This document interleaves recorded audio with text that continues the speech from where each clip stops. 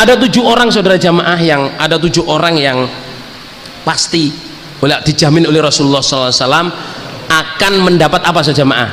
Payung, naungan. Jadi dia akan dingin selama 50.000 tahun. Siapa itu? Yang pertama adalah imam yang adil. Amin ya rabbal alamin. Imam yang adil.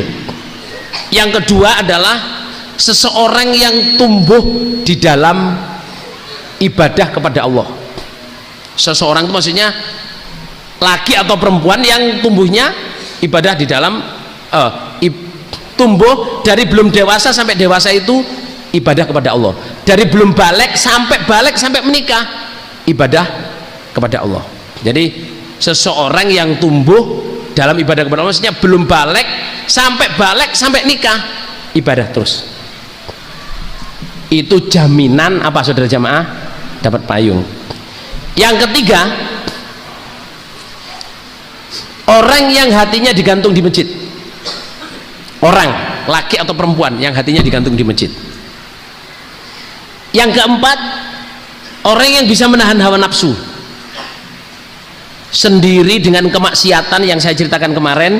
Sendiri di kamar ada orang perempuan telanjang minta ditidurin, dia bisa bilang ini akhafullah.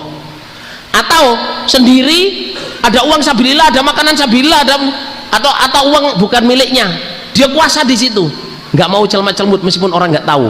Itu otomatis dapat payung. Maksudnya orang yang takwanya tinggi dapat payung. Ya, bisa menahan nafsu meskipun sendiri. Yang kelima, orang yang sedekah tangan kanannya, tangan kirinya tidak tahu. Sedekah dengan tangan kanannya, tangan kirinya tidak tahu. Yang keenam, orang yang berkawan karena Allah, berpisah karena Allah. Berkawan karena Allah, berpisah karena Allah. Yang ketujuh, apa sejarah yang ketujuh? Yang ketujuh itu orang yang bisa menangis karena takut kepada Allah dalam keadaan sendiri, tidak ada orang lain. Jadi duduk sendiri karena sholat, karena zikir, karena ingat dosa-dosanya, atau karena ingat siksa kubur, atau karena ingat siksa neraka, terus nangis. Jadi orang yang sendiri menangis karena takut pada Allah dan tidak dilihat orang.